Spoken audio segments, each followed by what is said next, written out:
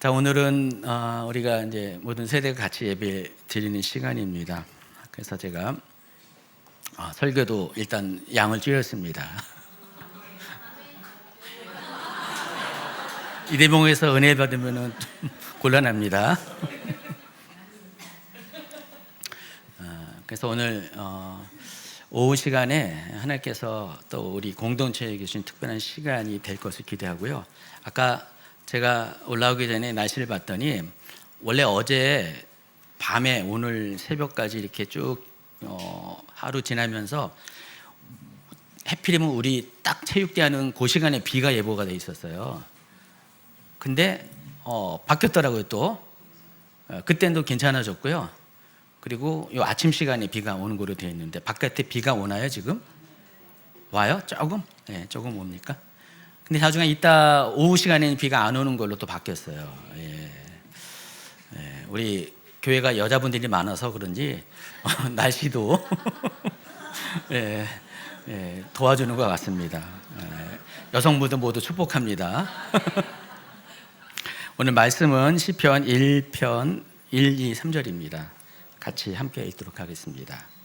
복 있는 사람은 악인들의 꾀를 따르지 아니하며 죄인들의 길에 서지 아니하며 오만한 자들의 자리에 앉지 아니하고 오직 여호와의 율법을 즐거워하여 그의 율법을 조야로 묵상하는도다.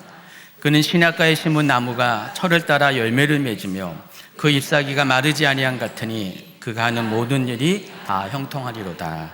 아멘. 요즘 세상 빠르게 변하고 있는 것을 느끼고 계십니까? 정말 빠르게 변하고 있습니다. 어제까지 유행했던 것들이 오늘 벌써 사라지고요.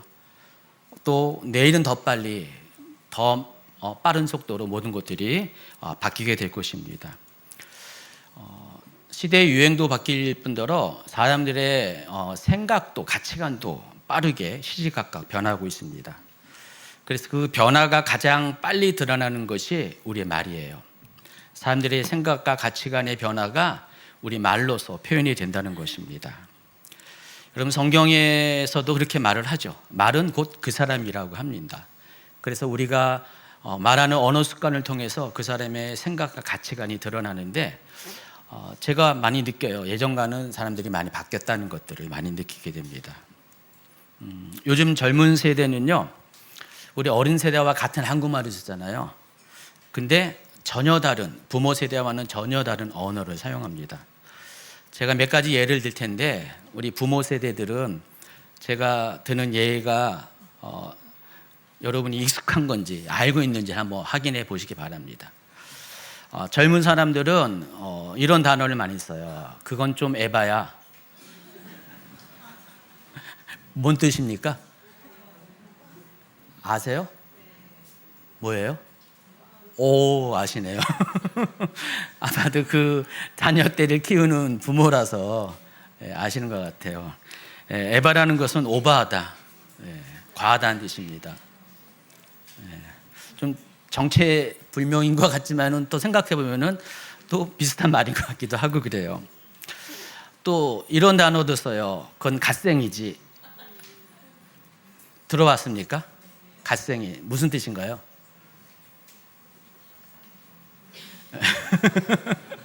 잘 모르시죠? 요즘 뭐 이런 제목을 가지고 드라마도 나오고 막 그러더라고요. 갓생이란 말은 갓이라는 그 신이라는 그 갓이라는 단어와 사람의 인생을 의미하는 생자가 합쳐진 말입니다. 그래서 아주 자기 관리를 철저히 잘하는 사람, 신의 경지만큼 이른 사람을 가리켜서 갓생이라고 부릅니다. 또 이런 거 있어요. 조댓구알 드려요. 이게 뭔지 아세요? 좋아요, 댓글, 구독, 알림 설정. 여러분 우리 유튜브 보신 다음에 조댓구알 부탁드립니다. 저도 이번에 처음 알았어요. 근데 젊은 세대는 이게 아주 일상어로 익숙한 언어로 사용하고 있습니다. 요즘 젊은 세대의 언어 습관은요, 되도록이면 말을 줄여요. 그리고 여기저기 말을 합쳐요. 그래서 되도록 간단하게 만들려는 것이 요즘 세대의 특징입니다. 아마 이 정도는 장년들도 이해할 수 있는 것 같은데, 혹시 여러분 요즘 젊은 사람들이 킹받네라는 단어를 많이 사용하는 거 아십니까? 이거는 이해하십니까? 이것도 갓생과 비슷하게 영어와 한글을 조합해서 만든 겁니다. 킹은 뭐예요? 왕이죠, 왕. 그 다음에 받네라는 것은 화난다입니다. 그래서 왕짜증, 너무 짜증난다. 그때 킹받네를 사용합니다. 여러분, 이런 거 잘 못 알아듣고 계속 자녀들에게 물으면은 자녀들이 정말 킹받습니다. 그리고 요즘 젊은 세대들은 MBTI를 많이 사용합니다. 그래서 여러분, MBTI는 사람 성격 심리 테스트잖아요. 사람들의 성격이 어떤 것인가를 여러 가지 유형별로 제시하는 것이 MBTI인데, 근데 이 MBTI도 뭐 4가지의 그 MBTI 유형이 16가지인데 4가지로 표현하잖아요. 근데 요즘은 그것도 너무 귀찮으니까 젊은 세대는 그냥 T야, F야 이런 식으로 표현합니다. 여러분, T는 뭐예요? 저 같은 사람이 T라고 하더라고요. 굉장히 이성적인 사람들. 그래서 쟤는 T라서 저래. 그리고 또 F는 뭡니까? 굉장히 감성형의 MBTI를 갖고 있는 사람입니다. 그래서 쟤는 F라서 우울해. 나 F니까 건들지 마. 그런 유형 말들을 많이 사용하고 있습니다. 그리고 요즘 사람들은 이제 말이 좀 짧아졌어요. 젊은 세대는요, 긴 말을 싫어합니다. 또 듣는 것도 힘들어해요. 그래서 요즘 많이 발달된 게 뭐예요? 숏 영상이잖아요. 숏 영상이 틱톡 같은 경우는 예전에 한 15초 분량 정도 보통, 그리고 또 유튜브의 숏 영상은 1분 정도 나옵니다. 근데 요즘은 좀 많이 바뀌어가지고 숏 영상이 1분이라는 제한은 안 두고 더 길어져도 좀 허용을 하는 편인데, 좌우지간 어느 팀인가 모든 SNS에서, 대표적인 SNS에서 다 이런 숏 영상들이 아주 유행처럼 번지게 되었습니다. 그래서 사람들이 이 숏 영상을 통해서 아주 함축된 메시지를 듣는 것들이 익숙한 세대가 됐어요. 저도 맨 처음에 숏 영상을 익숙하지 않았죠, 저도. 근데 어느 순간에 계속 보다 보니까 긴 영상을 못 보겠어요. 그래서 제가 요즘 성도들 마음을 이해해요. 제가 어떨 때 설교를 1시간을 하잖아요. 와, 저도 1시간 되는 설교, 남의 설교 안 듣거든요. 그래서 되도록이면 함축된 것들을 좋아하는 시대가 되었습니다.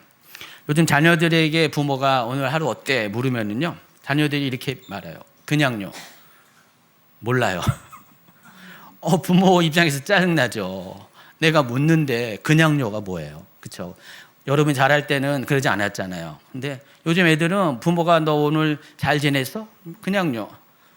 근데 기분 나빠지 마시기 바랍니다. 요즘 부모를 무시해서 하는 말이 아니라 요즘 젊은 세대는 언어의 길이가 짧아지고 반응 속도가 달라서, 부모와는 달라서 생기는 현상입니다. 절대로 부모 무시하는 건 아닙니다. 그러나 좀 더 친밀해지고 늘 대화가 많은 자녀들은 그렇지 않죠.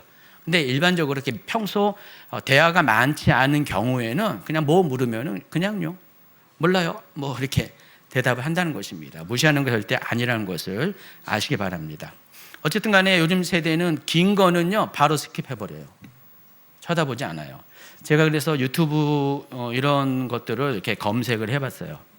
우리 교회 유튜브 채널에 이렇게 데이터 나오는 게 있거든요. 봤더니 우리 유튜브 채널은요, 20대 이하는 절대 안 봐요. 그 영상들마다 그렇게 있어요. 그 데이터가 나오는데 그 20대 이하들은 그 긴 영상을 절대 안 보더라고요. 근데 숏 영상은 좀 봐요, 20대 이하도. 근데 긴 영상은 대부분 30대 후반에서 40대 사람들부터 보는 경향이 있더라고요. 그만큼 이 세대 간의 격차가 심하다는 사실을 많이 깨닫게 됩니다. 요즘은요 문장을 쓰는 거 싫어해요, 젊은 세대가. 그러다 보니까 밈이라는 거 아시죠? 예, 옛날에 뭐 짤이라고 하죠. 그 밈이라는 것을 사용하고 이모티콘 하나로 감정을 벌써 나오면 안 되는데 저장합니다. 그래서 오늘 부모가 예배 어땠냐 그러면은 은혜스러웠냐면은 자녀는 저렇게 표시합니다. 예, 이응 이응 이거 이게 뭐예요? 이응 이응 이거가 뭡니까? 응응 좋아요입니다. 응응 좋아요. 예, 그래서 두 글자와 그것도 알파벳 하나씩 해고 이모티콘 하나로 자기의 감정을 표현을 합니다. 뭐 우리가 보통 카톡에서 우리 어른 세대들이 요즘은 이제 그 익숙해졌잖아요. 뭐 이렇게 하면은 크크크크 많이 쓰잖아요. 근데 요즘 젊은이들은 크크크크도 이제 이미 지나간 옛날 이야기고요. 그냥 이모티콘 하나로 이렇게 표시합니다. 그래서 놀랄 때도 옛날에는 헐 그랬는데 저런 식으로 이모티콘 하나로 표현을 합니다. 그래서 여러분 크크크크 쓰면은 옛세대예요. 그리고 저는 눈썹 많이 쓰는데 있잖아요, 눈썹 2개. 이것도 한물간 거래요. 그래서 여러분 눈썹 쓰는 사람들은 기성세대고요, 젊은 세대는 눈썹 안 쓴다고 합니다. 웬만하면 다 이모티콘으로 사용합니다. 그러다 보니까 요즘 세대는요 점점 언어가 사라지고 있습니다. 말이 짧아지고 있어요. 또 말이 짧다 보니까 어떻게 합니까? 대화가 길어지지 않으니까 감정 전달이 잘 안 돼요. 그래서 요즘 세대는요 자기 감정 표현이 잘 안 되는 세대예요. 물론 친한 사람들, 오랫동안 친밀한 사람들에게는 다 얘기해요. 그렇지만은 어느 정도 거리가 있는 사람들에게는요 예전과 같이 그렇게 감정 표현을 잘 안 합니다. 아주 짧은 언어를 통해서 그냥 내 생각이 이렇다는 것을 정보만 전달하는 그런 세대로 살고 있습니다. 물론 부모 세대는 대화가 굉장히 중요합니다. 여러분 40대 50대 분들은요, 제가 특히 여성분들 접해보면은요 대화가 너무 고파가지고요 그냥 말만 꺼내면요 안 놔줘요. 1시간 2시간 안 놔주고요. 특히 여자분들끼리 이렇게 접선을 하면은요 전화가 안 끊어져요. 예전에 최 목사님이 아주 오래전이죠. 그때 070 전화 우리가 사용할 때가 있었는데 070 전화를 이렇게 오픈한 적이 있었어요. 오픈한 적이 있었는데 월요일만 되면은요 꼭 그 외국에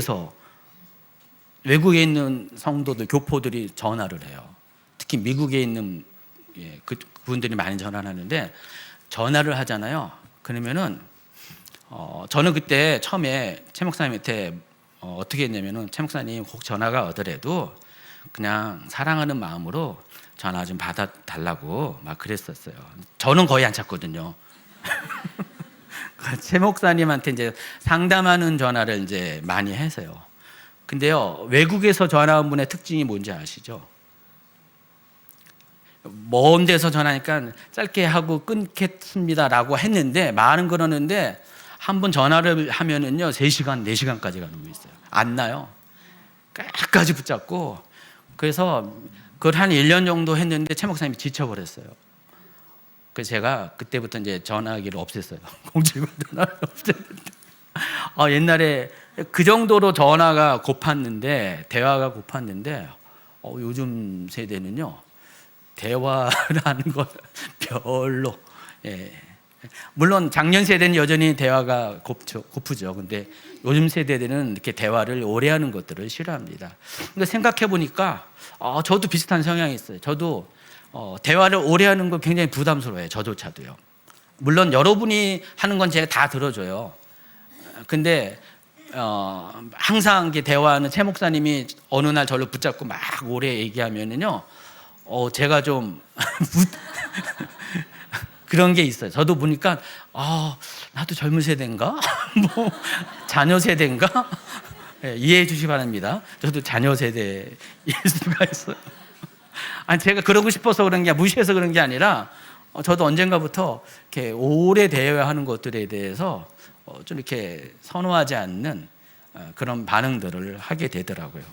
어쨌든 간에 요즘은 시대가 많이 바뀌었어요.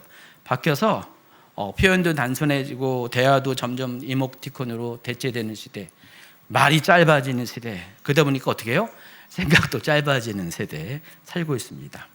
그래서 말이 짧아지니까, 말이 단절이 되니까 대화도 단절되고, 그리고 생각도 단절되면서 점점 세대와 세대 간의 단절의 현상이 일어나고 있습니다. 이게 다른 사람 얘기가 아니라 우리들 얘기예요. 여기 있는 여러분들 얘기입니다. 여러분이, 제가 이 얘기하는 것은 자녀 세대를 그만큼 이해해 달라는 것입니다. 자녀 세대의 문화는 우리 장년 세대의 문화와 다르다는 거예요. 요즘 자녀 세대는 다 그렇게 살고 있는 거예요. 그게 익숙하고 친구들도 그러다 보니까 뭐 내 자녀만 특별해서, 내 자녀만 이상해서 그런 것이 아니라 다 그렇다는 사실을 아시기 바랍니다. 또 반면에 우리 자녀들도 어른들을 좀 이해해 주셔야 돼요. 우리 어른들은 감정이 굉장히 중요한 세대입니다. 관계가 중요한 세대고 말을 많이 하고 싶은 세대예요. 그래서 우리 자녀들 또한 어른들의 세대적인 특성이 그렇다는 것들을 이해해 주셔서 여러분들도 어른들이 좀 길게 대하는 것들 좀 참아주고요. 또 같이 좀 맞춰주기 바랍니다. 어쨌든 간에 우리가 서로를 이해하는 것은 이 세대 간의 격차를 줄이는데 많은 도움이 됩니다.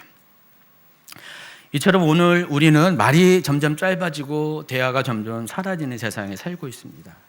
그래서 우리는 이러한 세대 가운데 정말 우리가 어떻게 이 세대를 극복하고 어떻게 이 빠르게 변하는 세상 속에서도 가장 중요한 것을 붙잡고 살아야 되는지를 깊이 생각을 해봐야 됩니다.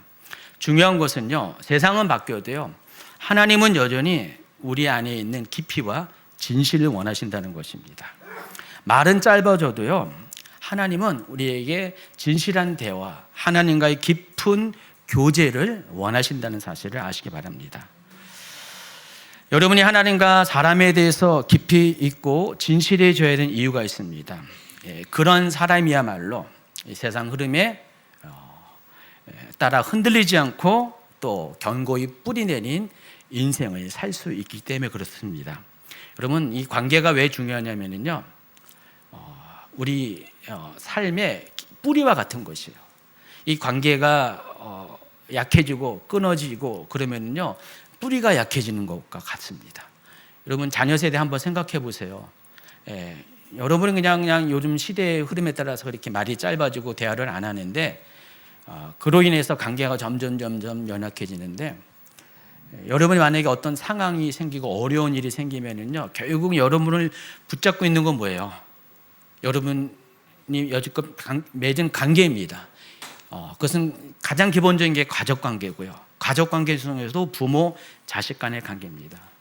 근데 만약에 이것이 이렇게 견고하지 못한 채로 허술한 상태로 계속 오래 지내면은요, 여러분의 어떤 인생의 험난한 상황을 당할 때 여러분을 지탱해주는 그런 관계가 없기 때문에 여러분은 혼자가 될 수밖에 없어요. 굉장히 힘든 시간을 보낼 수밖에 없습니다. 여러분, 이것들 하나님과의 관계로 또 확대하면 마찬가지죠. 평소에 여러분이 하나님과의 관계가 깊으면요, 여러 가지 어려운 고난의 시절이 와도요, 그 뿌리 내린 관계의 깊이만큼 여러분은 잘 견딜 수가 있습니다. 이겨낼 수가 있습니다. 그래서 평소에 이 관계를 중요히 여겨야 됩니다. 그리고 이 관계를 만드는 것은 결국은 대화예요. 말이 통해야 되고요. 그래서 짧은 단어 갖고는 안 되는 것이 현실적인 것입니다. 어쨌든 간에 우리가 이런 시대에 살고 있지만 그럼에도 불구하고 우리는 그런 시대에 사는 사람처럼 살아가서는 안 된다는 것입니다. 오늘 시편 1편 말씀은요, 그와 같은 사람을 가리켜서 복 있는 사람이라는 것입니다. 이 복 있는 사람이라는 것은 하나님 말씀에 깊이 뿌리 내린 사람을 가리키는 것입니다. 그러니까 세상은 변해도 결코 변하지 않는 분은 하나님이십니다. 하나님이 하신 말씀은 결코 변하지가 않습니다. 왜 진리라고 합니까? 다른 것은 변해도 변하지 않는 것이 진리입니다. 그래서 여러분, 세상의 유행은 왔다 갔다 해요. 요즘 시대에 말이 짧아지지만 다음 시대는 또 말이 길어질 수도 있어요. 그렇지만은 이 하나님 말씀은 어제나 오늘이나 내일이나 영원히 변하지가 않고요. 따라서 복 있는 사람은요, 그분의 말씀을 붙잡는 사람입니다. 그분과의 관계를 견고히 하는 사람이 복을 누리게 된다는 것입니다. 따라서 오늘 제목이 시절을 쫓지 않는 그리스도인인데, 시절을 쫓지 않는다는 것은 그 세상의 유행과 가치관을 쫓지 않고 하나님의 말씀, 하나님과의 관계에 깊이 뿌리내린 삶을 사는 것이 바로 시절을 쫓지 않는다는 것입니다. 그럼 어떻게 살아야 됩니까? 그게 중요하죠. 오늘 말씀의 1, 2, 3절은 그 부분에 대해서 차례차례 소개를 하고 있습니다. 자, 먼저는 시대의 유행을 따르지 않는 분별력이 있어야 됩니다. 1절 말씀 다시 한번 읽어볼까요? 복 있는 사람은 악인들의 길을 따르지 아니하며 죄인들의 길에 서지 아니하며 오만한 자들의 자리에 앉지 아니하고, 여기 보면은요, 각각 세 개의 명사와 동사가 등장합니다. 악인들, 죄인들, 오만한 자들 다 명사들이죠. 그리고 따르다, 서다, 걷다는 다 동사들입니다. 먼저 명사인 악인들, 죄인들, 오만한 자들, 다 이들은 뭐와 관계된 공통점이 있습니까? 죄와 관계된 사람들이라는 것입니다. 그리고 동사인 따르다, 서다, 걷다는 그들이 하는 행동을 가리키는 것입니다. 그래서 여러분이 알아야 될 것은, 죄는요, 이 사람들로 하여금 3단계의 점진적인 행동을 하게 만듭니다. 처음에는 걷게 하다가 그러니까 따르게 하다가, 그 다음에는 서게 하고요. 그리고 마지막 단계는 앉게 만들어 버립니다. 그러니까 죄는요, 한 번 접하면은요, 우리를 결코 놓아주지 않아요. 그래서 차례차례 우리를 넘어뜨리고 결국은 주저앉게 만드는 것이 죄라는 것입니다. 그래서 처음에는 아주 가벼운 모습으로 다가옵니다. 그러나 결국에는 깊은 늪에 빠지게 하는 것이 죄라는 것입니다. 그래서 첫 번째는 따라가는 단계예요. 여러분, 사람이 죄에 관계되는 처음 접하는 과정은요, 대부분 호기심이에요. 그렇죠? 호기심에 따르는 이 관심이 죄를 접하는 첫 번째 단계입니다. 이게 바로 따르다입니다. 그거 한 번쯤 해도 괜찮겠지? 뭐 남들 다 하는데 하면 어때? 뭐 그런 거 있잖아요. 이처럼 이 죄를 접하는 것은 가벼운 동조로 시작이 된다는 것입니다.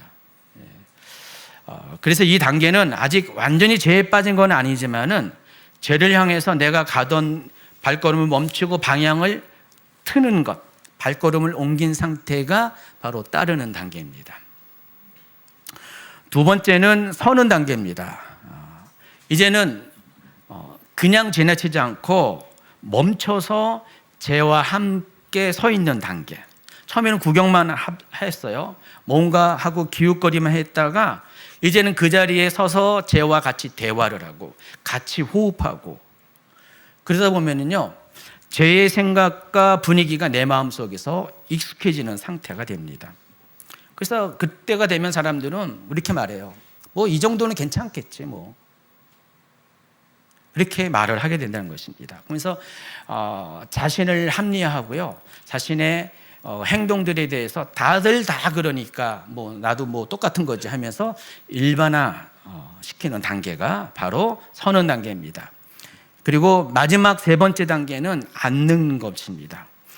죄의 길을 따라 걷는 수준도 아니고 잠시 멈춰 서 있는 것도 아니고 완전히 그 자리에 앉아 있는 상태가 바로 머무는 단계, 앉다입니다. 그래서 이 단계가 되면은요, 더 이상 죄가 낯설지가 않아요. 그냥 편안해져요. 자연스러워져요. 처음에는 호기심에서 이거 해야 돼 말아야 돼 라고 했던 것들이 이제는 내 삶의 자리가 되어버리는 그런 상태, 제가 생활 습관이 되고 일상이 되어버린 상태가 바로 앉는 단계라는 것입니다. 일단 앉으면은요, 사람들은 엉덩이가 무겁기 때문에 일어서기가 힘들어요. 한번 죄에 익숙해지면요, 사람들이 그 자리를 떠나기가 힘들다는 것입니다. 처음에는요, 의자도 불편한 의자는 탁 앉아보면은 불편하잖아요. 그러면 앉으려고 하지 않아요. 근데 계속 앉다 보면 어떻게 됩니까? 뭐 이 정도면 괜찮지 하면서 나중에는요, 그 의자에 대해서 애착을 가져요. 우리 교회 성도님 보면은요, 의자에 대해 애착 가진 분들이 더러 계세요. 그래가지고 꼭 앉는 자리만 앉으세요. 가끔씩 바꿔주세요. 바꿔주시기 바랍니다. 꼭 앉은 자리만 앉고 앉은 자리에 앉다가 딴 데 가면 이상하게 여기는 분이 계시는데 저도 마찬가지예요. 계속 앉은 자리만 앉게 만들고 그것이 아주 편해지고요, 익숙해지고 내 삶에 아주 고착점이 되는 그런 단계가 바로 앉는 단계는 것입니다. 이처럼 죄는요, 갑자기 한 번에 크게 다가오지 않습니다. 처음에는 호기심을 자극하고요, 그래서 여러분의 걸음을 그 방향으로 이끌게 하고요, 그 다음에는요 딱 서게 만들어요. 그래서 대화도 하고요, 같이 호흡도 하면서 마지막에는 그 자리에 아주 주저앉게 만드는 것. 그래서 점점 생활화되면서 궁극적으로는 정착의 단계까지 이끄는 것이 제가 여러분을 초청하는 방식이라는 것입니다. 그래서 항상 이 작은 타협에 여러분이 주의를 하셔야 돼요.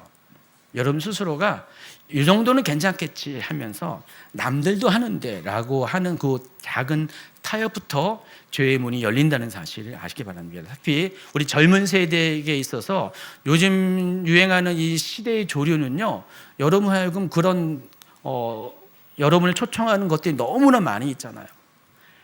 적어도 부모 세대는요, 부모 세대의 가치관은 그때는 적어도 도덕과 윤리와 특히 성경적인 어떤 기준에 따라서 이거는 절대 하면 안 되라는 선이 명확했는데 요즘은 그렇지가 않습니다.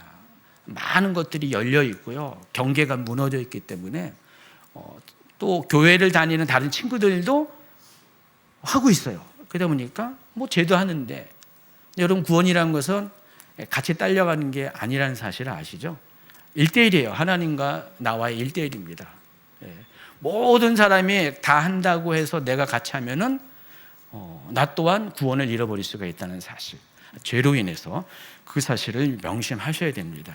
그래서 이 시대의 그 흐름과 또 어떤 분위기에 작은 타협부터 시작을 따라가기 시작하면은요, 어느 순간에 이 모든 죄에 대한 사고방식 또 작은 행동들이 결국에는 내 존재 자체가 될 수가 있어요. 그런 사람이 죄인이에요, 악인이에요, 오만한 자가 된다는 것입니다. 그래서 이 작은 타협이 결국 삶의 방향을 바꿔버린다는 것을 명심하시기 바랍니다. 그래서 복인 사람은 어떤 사람이에요? 처음부터 죄의 길에 발을 들어놓지 않는 사람이라는 것입니다. 따라가지 않는 사람이에요. 서지 않고 앉지 않는 사람이라는 것입니다. 그것이 만약에 죄라는 것이 여러분 판단에 명확해진다면은 걷지도 서지도 앉지 않는 사람이 성경이 말하는, 시편이 말하는 복 있는 사람이라는 것입니다. 사실 이 시대 유행, 이 트렌드는요, 중립처럼 보일 수가 있어요. 남들 다 하니까 뭐 나만 특별해?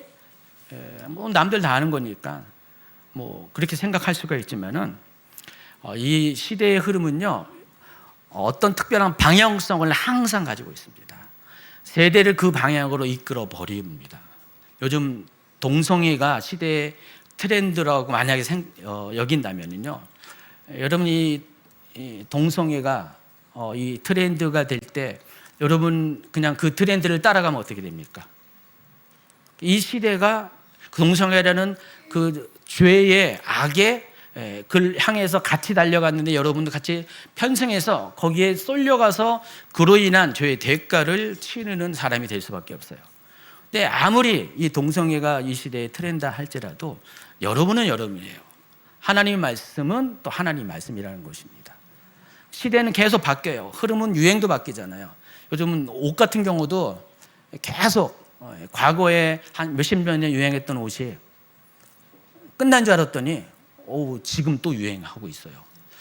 어제 제가 있는데 최 목사님하고 우리 딸이 제 옷을 몇 가지 쇼핑해 왔어요. 쇼핑해 와가지고요, 제가 바지가 이제 좀 이렇게 타이트한 거를 입거든요. 깎이는 건 아니고 하지만 헐렁한 것을 제가 좀 싫어한 타입이에요. 한 10년 전에는 제 옷이 다 헐렁했었어요. 근데 어느 날부터 제 스스로도 패션에 감각이 없는 저도 약간 촌스러움을 느껴가지고요. 그 다음부터 사는 것은 좀 여러분 말하는 그 핏을 중요하게 여겨서 그렇게 넓지 않은 것을 있어요. 근데 최 목사님이 이제 제 옷을 한번 이렇게 끄집어내더니 다 그런 거래요. 근데 갑자기 어디 가가지고 아우니에서 가가지고 청바지를 사왔는데 이렇게 넓은 거 사온 거예요. 딸내미랑 저랑 둘이서 저를 막 입히는 거예요. 저는 그냥 그 옷 여기 그런 거 되게 싫어하거든요. 그래가지고 쇼핑 같이 안 가요. 근데 또 한 번만 입어달라고 뭐 딸하고 둘이서 같이 듀엣으로 입어달라니까 어떻게 해요? 입어줬죠. 15년은 젊어 보인대나. 저보고 뭐 시니어 모델을 나가면 바로 나가면은 된다거나 뭐 하면서 막 그러더라고요. 겉으로는 툴툴거렸는데 지금 저는 상상도 못했죠. 뭐 힙합 바지도 아니고 이렇게 넓은 바지. 근데 어울린다는 거예요. 저는 뭐 거울도 안 봤어요.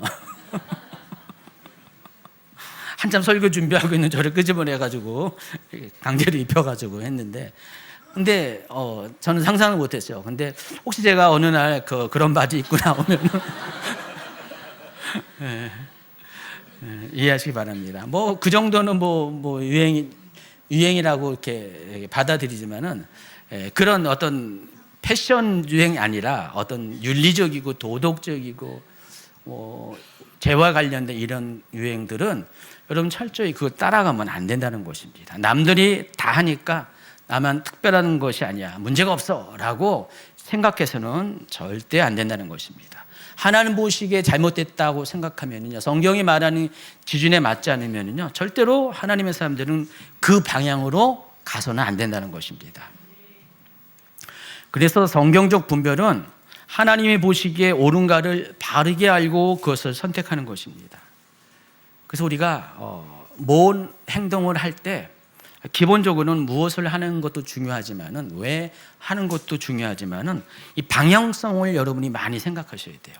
내가 하는 이 선택이, 내가 하는 행동이 과연 나를 어디로 이끄는가에 대해서 주의를 기울여야 한다는 것입니다. 그래서 복 있는 사람은 유행과 세상의 조류에 눈치 보지 않고 어디로 가는 것을 항상 묻는 사람이에요. 왜만 묻는 게 아니라 나는 어디로 가고 있는가. 그래서 대세를 쫓기보다는 이 변하지 않는 하나님 말씀을, 그분과의 관계를 쫓는 사람이, 붙잡는 사람이 복 있는 사람이라는 것입니다. 자, 시편 1편 1절은 그 얘기를 하는 것이고요. 오늘 설교의 두 번째 본문은 2절인데 한번 또 같이 있습니다. 오직 여호와의 율법을 즐거워하여 그의 율법을 주야로 묵상하는도다. 여기서 율법이라고 번역한 이 히브리어 토라는요, 이 법조문을 가리키는 것만이 아니라 하나님께서 우리에게 보여주신 삶의 방향성, 가르침, 길을 의미하는 단어입니다.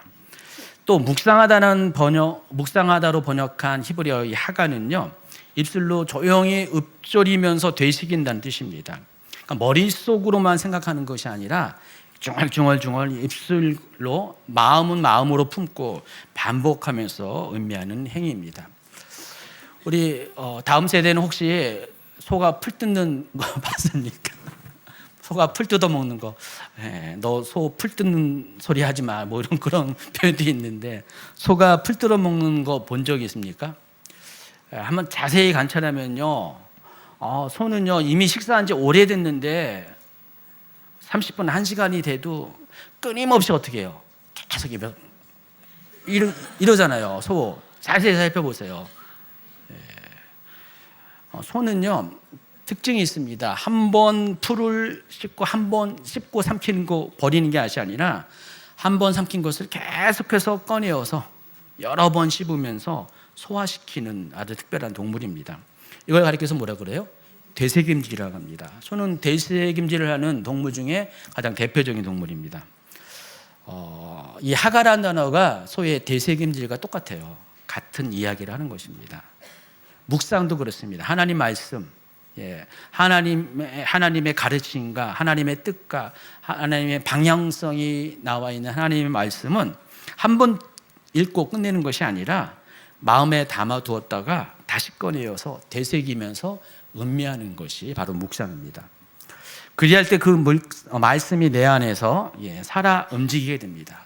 말씀이 내 생각을 지배하게 되고 내 감정을 다스리고 결국 제가 들어올 틈을 막는 영적 영향력을 제공합니다. 지난 금요일 날 최 목사님이 설교 가운데 뭔 얘기 했냐면은 1분 게임 얘기 기억나시죠? 이 1분 게임이라는 것은 적어도 1분마다 하나님을 떠오르고 하나님과 교제하는 훈련이 1분 게임이라고 했습니다. 그래서 1분마다 하나님을 의식하는 거예요. 그래서 그냥 하나님 부를 수도 있고 하나님 사랑합니다 부를 수도 있고요. 사실 1분에 한 번씩 하나님을 계속해서 내 생각 속에 입술로 끄집어내는 것입니다. 그러다 보면 어떻게 해요? 딴 거 집중하다가도 1분마다 하나님을 이렇게 끄집어내 소환시키니까 어떻게 돼요? 생각의 틈이 벌어지지 않죠. 하나님과 나 사이에 관계의 틈이 벌어지지 않습니다. 딴 생각하려다가 또 하나님 하는데 어떤 안 좋은 것을 보려고 했는데 하나님 하려니까 볼 수가 없잖아요. 그러다 보니까 계속 그런 식으로 반복적으로 훈련하다 보면은 하나님과 나 사이에 죄가 들어올 틈이 생기지 않는다고 그런 이야기를 했어요. 근데 묵상도 마찬가지입니다. 묵상도 똑같아요.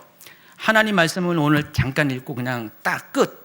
그것이 아니라 계속 하루의 삶 가운데 되새김질하는 사람은요, 죄의 생각이 들어올 틈이 없게 된다는 것입니다. 하나님 말씀으로 계속 채워져 있다 보니까 그렇다는 것입니다. 근데 반대로 우리가 세상의 유행과 대세만 따른다면, 하나님 말씀이 아닌 그런 것만 따른다면은 나 자신도 모르게 어느새 죄의 자리에 앉아 있는 내 모습을 나중에 발견하게 된다는 것입니다. 그래서 우리가 이 시대의 흐름과 그 악한 세상의 대세를 극복하고 그곳에서 이기는 자의 삶을 살기 위해서는요, 우리가 집중해야 될 것이 바로 변하지 않는 하나님 말씀입니다. 유행이 아니라 영원한 진리이신 하나님 말씀을 붙잡는 것이 우리 자신을 보호할 수 있는, 또 승리할 수 있는 유일한 길이라는 것을 아시기 바랍니다. 그래서 오늘 젊은 세대들은요, 소가 되새김질 하듯이 여러분 계속해서 여러분 받은 은혜의 말씀들 또 감동들을 계속해서 되새김질하는 것들을 뭐 1분에 한 번이라고 제가 거기까지는 요구하지 않습니다. 적어도 1시간에 한 번이라도, 최소한 1시간에 한 번이라도, 아니면 하루에 한 번이라도 듣는 것을 끝내는 것이 아니라 계속해서 떠오르고 그걸 한 번 더 생각해 볼 수 있는 그러한 노력들을 하시기를 부탁을 드립니다. 시간 날 때마다 우리는 늘 언제나 많이 하는 게 뭐 릴스나 밈 이런 거 보면서, 휴대폰 보면서, 하나님이 아니라 휴대폰을 보면서 크크대는 것이 우리의 일상이잖아요. 근데 이제는 그 삶의 태도를 조금씩 바꾸기를 이제 권면을 드리는 것입니다. 우리 다음 세대만 하는 게 아니라 어른들 똑같아요. 그래서 계속해서 이 되새김질하는 습관을 통해서 하나님의 말씀이 여러분 삶 가운데 충분히 소화되어서 또 그것을 끝내는 것이 아니라 하나님과의 관계가 죄가 들어올 수 있는 벌어진 관계가 아니라 죄가 전혀 들어올 수 없는 밀접한 관계가 되시기를 권면을 드립니다. 세 번째입니다. 오늘 세 번째 본문은 3절입니다. 그는 시냇가에 심은 나무가 철을 따라 열매를 맺으며 그 잎사귀가 마르지 아니한 같으니 그가 하는 모든 일이 형통하리더라 그랬습니다. 자, 3절은요, 지금까지 말했던 그 2절 말씀을 살면은 어떤 삶의 결과가 있는지를 소개하는 것입니다. 자, 여기서 시냇가로 번역한 히브리어 단어가요, 페레그마임이라는 단어인데, 제가 뭐 예전 설교에서 몇 번 언급했는데 인공수로를 뜻합니다. 자연하천이 아니라 사람이 인공적으로 만든 물길, 관계수로를 의미하는데, 저건 2017년에 제가 유다 강야에서 찍은 사진입니다. 직접 찍은 사진이에요. 유다 강야에 보면요, 직접 저런 인공 수로가 있습니다. 그때 같이 이스라엘 가신 분들 아마 목격했을 것입니다. 물소리도 굉장히 우렁찹니다. 칼칼칼칼 흐르는 인공 수로가 그 유다 강야 한복판에 있다는 것이 참으로 놀랐습니다. 자, 이 성경 구절이 배경이 되는 이 이스라엘 땅은요, 날씨가 건기와 우기로 확실하게 구분이 됩니다. 뚜렷하게 구분되죠. 건기에는 물이 전혀 안 와요. 비가 전혀 안 옵니다. 근데 우기에는요, 늦은 비와 이른 비가 이렇게 있어서 한 번에 많은 양의 비가 쏟아져 나릅니다. 그래서 어떨 때는요, 그 계곡이 그냥 넘쳐서 홍수 비슷하게 나는 경우도 있습니다. 어쨌든 간에 경기에는 전혀 비가 오지 않기 때문에 건기에 이 계곡을 가면은요, 완전히 계곡이 그냥 말라 버려 있어요. 그래서 보통 평상시에는 그 길을 교통로로 사용합니다. 사람들이 통행로로 사용하는데 우기 때는 사람이 다닐 수가 없겠죠.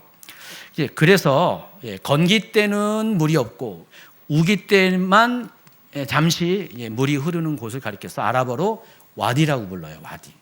그래서 여러분 이스라엘 가면은요, 와디라는 곳이 많이 있습니다. 자, 이런 기후 지형 조건 하에서 농업 생산하는 것이 힘들죠. 가축을 키우는 것도 쉽지가 않습니다.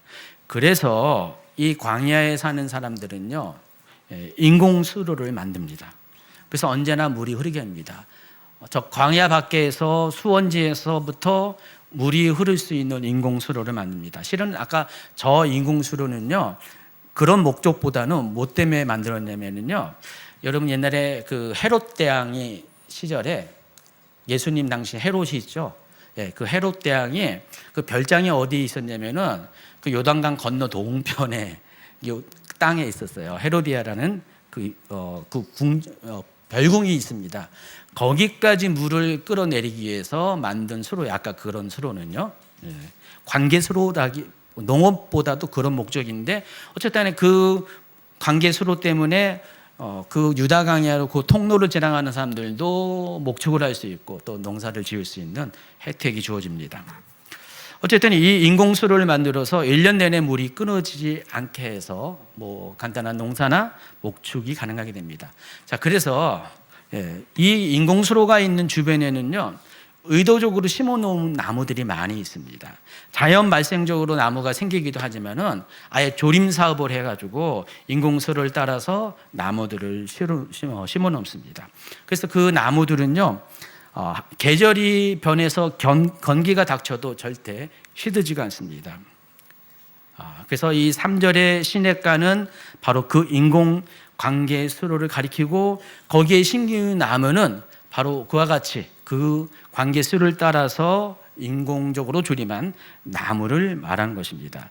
제가 그래서 그 사진도 넓게 찍어봤는데, 이것도 제가 찍은 겁니다. 바로 저렇게 다 광야잖아요. 척박한 광야인데 여기는 나무가 있잖아요. 인공 수로를 따라서 심겨준 나무라는 것입니다. 그래서 시편 기자는 바로 이 그림을 떠올리면서 하나님의 말씀은 마치 인공수로와 같다라는 말을 하는 것입니다. 많은 분들이 집에서 식물을 키웁니다. 저희 집에도 거실에 몇 개의 화분이 있습니다. 제가 어젯밤에 찍었습니다. 이따 가서 또 욕먹을지는 모르지만 그래도 지저분한 거 치우고 찍었어요. 처음에는요, 지저분한 게 많이 있는 거 모르고 막 찍었는데 생각해보니까 나중에 욕먹을 것 같아가지고요.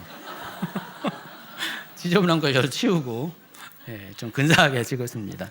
우리 집에 있는 유일한 3개의 식물입니다. 저 식물 누가 가꿀까요? 당연히 저는 아니죠. 저희 최 목사님이 식물을 좋아해요. 그래서 집에서 이제 화분에 물을 주는 역할, 관리하는 거 대부분 최 목사입니다. 보통 한 주에 한 번씩 물을 주는데 저희 집은 목요일 날 물을 주는 날 아닙니다. 목요일 날은 이제 좀 약간 한가하니까 한 번씩 그때 물을 주는데, 최 목사님 가끔씩 선교 일정 때문에 일주일 이상 집을 비우면은요, 뭐 딴 거 뭐 크게 뭐 당부하는 거 없는데 꼭 아주 그냥 힘주어 당부하는 게 물 주는 거예요. 물 꼭 주라고, 얼마큼 양을 넣어서 어떻게 해서 줘라고 그거를 저한테 보통 부탁을 합니다. 뭐 저까지 같이 가면은 우리 아이한테 부탁을 하겠죠. 근데 제 차례가 될 때마다 느끼는 것이 있습니다. 어느 날 갑자기 이제 물을 주면서 저 식물과 저를 생각해 봤어요. 제가 만약에 식물이라면 그 물 주는 분이 누굴까요? 최 목사님은 당연히 아니고 하나님이시잖아요. 하나님께서 내 영혼에 물을 주시잖아요. 근데 저는 일주일에 한 번씩 저 물 주는 것도 굉장히 귀찮고 그런데 하나님은 일주일이 아니라 매일매일을 생명수와 같은 물을 주시잖아요. 그것도 귀찮아하지 않고요. 최 목사님이 저 식물들 물 줄 때 얼마나 식물들 칭찬하는지 몰라요. 너 예쁘게 자랐다, 꽃이 이렇게 예쁘냐 하면서. 그러다 보니까 저 나무가 잘 자라더라고요. 처음에 올 때는 저기 다 비실비실했던 나무들인데 저게 무슨 잡초 같은, 특히 작은 나무에 있는 잡초같이 보였는데 우리 집에 오면은 잘 자라요. 그러니까 물만 먹고 자라는 건 아닌 것 같아요. 사랑을 먹고 자라는 것 같은데 하나님도 우리를 그렇게 물 주고 사랑해 주면서 너 예쁘다, 이렇게 아름답냐, 이렇게 잎사귀가 싱싱하냐, 또 잎사귀가 약간 어려울 때는 왜 아프냐 하면서 말을 걸더라고요. 그래서 그 모습을 보면서 하나님도 식물인 나를, 살아있는 나를 그렇게 대해준 분이 아니신가, 나는 그런 생각을 잠시 은혜롭게 해본 적이 있었습니다. 근데 우리가 이렇게 집안에서만 있는 화분처럼, 식물처럼 항상 돌봄을 받을 수만은 없지 않습니까? 때로는 우리의 삶도 광야 가운데 던져질 때가 있잖아요. 특히 건기의 광야에 우리가 내몰릴 때도 있다라는 것입니다. 자, 그런데 그럼에도 불구하고 하나님은 언제나 그럼에도 불구하고 우리의 영혼에 생명수를 부어주신 분이라는 것입니다. 바로 무엇을 통해서요? 인공수로를 통해서. 근데 우리가 그 하나님의 그 은혜를, 생명수를 받기 위해서는요, 그 인공수로의 특징이 뭐라고 했어요? 사람이 스스로 만든 거잖아요. 수로를. 우리가 그 노력을 해야 된다는 것입니다. 그게 뭐예요? 하나님 말씀을 가까이 하는 것입니다.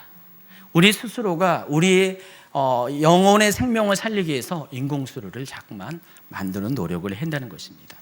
그런 사람은요, 아무리 건기의 광야와 같은 삶을 살아간다 할지라도 인공수로의 곁에 신기움 나무처럼 언제나 영적인 공급을 받게 되고요. 그런 사람은 세상의 환경이 변해도 여전히 푸르고 열매 맺는 마르지 않는 삶을 살게 된다는 것입니다. 이게 바로 복 있는 사람이고, 이게 바로 하나님 말씀에 뿌리 내린 사람이라는 것입니다. 여러분, 세상의 유행은요 계속 바뀌어요. 지금의 대세지만은 시간이 지나면 또 한물간 것이 될 수가 있습니다. 그러나 오직 변하지 않는, 영원히 변하지 않는 진리와 같은 것은 하나님 말씀입니다. 그러므로 우리가 그 말씀의 수로 옆에 심겨준 나무처럼 환경을 넘어서 끝까지 영원토록 열매를 맺는 그런 사람이 되길 바랍니다. 어떤 분들은요, 세상의 바람을 따라서 바람같이 사는 분이 있어요. 계속 수시로 옮겨 다니는 인생이 있어요. 심지어 교회조차도 막 옮겨 다니잖아요. 요즘은 그렇지 않지만은 예전에 보면은 우리 교회 그 초창기 때는 정말 이렇게 왔다가 가는 분들이 많이 있었어요. 근데 그게 대부분의 모든 교회들, 아직 그 교회 그 연역이 짧은 교회들은 거의 대부분 그런 과정을 겪더라고요.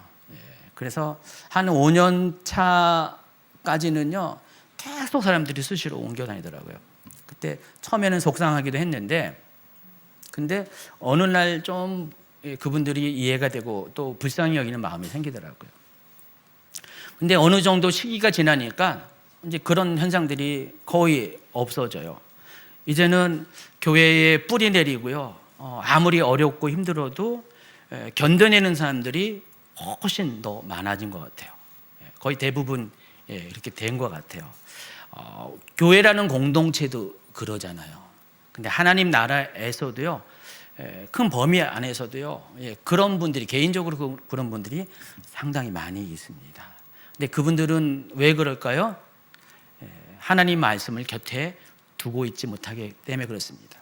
하나님 말씀에 견고히 뿌리 내린 사람은요, 흔들리지 않습니다. 근데 그 말씀에 뿌리 내리지 못한 사람들은요, 시대의 조류와 대세라고 하는 그 유행에 자꾸만 관심 갖고 거기에 쓸려다닙니다. 이랬다 저랬다 하게 됩니다. 어떨 때는 그냥 하하호호 하다가, 어떨 때 하나님 원망하고, 뭐 애들이 그렇잖아요. 좋을 때는 엄마 아빠가 최고야, 그러다가 엄마 아빠가 좀 잘 못해주면 어떻게 해요? 왜 나를 낳았냐고 하면서. 감사하게도 우리 애들한테는 그런 소리 한 번도 안 들었는데 아마 그런 얘기를 들은 부모들도 있을 것 같아요. 그래서 계속 우리의 인생들이 자꾸만 그렇게 그 변화에 예민하게 반응합니다. 저는 어떤 사람이 가장 좋으냐면요, 엉뚱한 사람, 엉덩이가 뚱뚱한 사람. 어떤 몸이 그렇다는 게 아니라 항상 경과에서 자기가 있을 곳을 앉아 있는 사람이, 그런 성도가 이렇게 착해 보이고 예뻐 보이고요, 사랑스러워 보이고 고마워 보이고 때로는 존경해 보이고요. 저 같아도 참 힘든데 그냥 여기 막 그냥 도망치고 싶을 때 견뎌내더라고요. 견뎌내면은 하나님이 반드시 그 다음 단계로 그분들에게 주시는 어떤 복이 있어요. 근데 그분이 무슨 관계 때문에 있는 건 아닌 것 같아요. 하나님과의 그 친밀함 때문에, 하나님과의 관계 안에서의 하나님이 원하는 것을 쫓아서 내 마음은 그렇지 않아도 버텨내더라고요. 그런 분들은요, 오래 가요. 그리고 공동체에서만 오래 가는 것이 아니라 그런 분들은 하나님과의 관계에서도 굉장히 깊은 신뢰에서 안정감을 찾게 된다는 것입니다. 여러분, 세상의 가치 절대로 쫓아가시기 마시기 바랍니다. 진리가 아닌 경우가 더 많습니다. 한 시대에 유행하는 말이 지나면요, 또 다른 새로운 유행이 찾아오는 것이 오늘날의 세상입니다. 그래서 그것에 맞춰가지고 그것을 자꾸만 알려고 하는 것이 좋은 것은 아니에요. 아까 제가 갓생이라는 얘기도 하고 여러 가지 표현들을 많이 했는데, 오늘부터 또 그걸 찾아가지고 그냥 나도 애들이랑 소통하게 해서 그냥 그거 몰두할 필요 없습니다. 모르면 어떻습니까? 그러려니 합니다.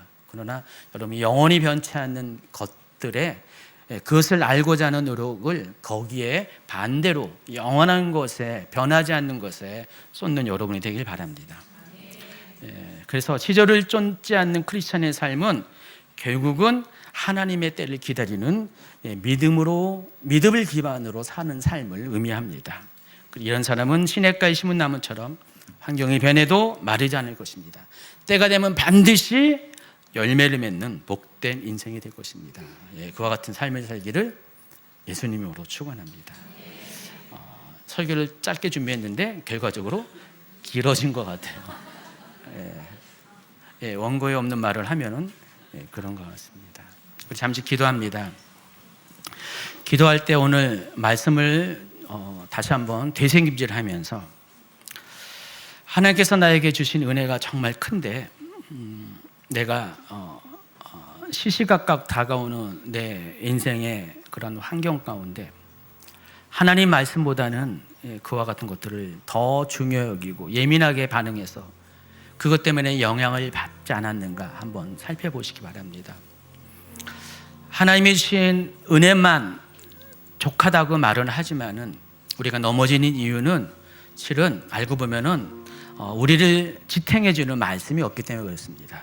말씀은 곧 하나님과의 관계를 형성하게 하는데, 하나님, 내가 이 하나님 말씀을 알고자 하고 그 말씀을 묵상하고자 하는 것에 소홀히 했다면은 이 시간에 다시 한번 결단하게 해 주십시오. 내가 하나님 말씀을 견고히 붙잡는 자가 되게 하여 주시옵소서. 내 삶에, 내 믿음의 인공수로를 만드는 자가 되게 하여 주시옵소서. 그리고 인공수로 옆에 심기운 나무처럼 어떤 상황이 와도, 건기가 와도 절대로 시들지 않고 열매를 맺는 생명수가 넘치는 그런 삶을 살게 해달라고 우리가 이 시간에 결단하며 하나님께 나아가는 시간 갖도록 하겠습니다. 같이 기도합니다. 하나님 감사합니다.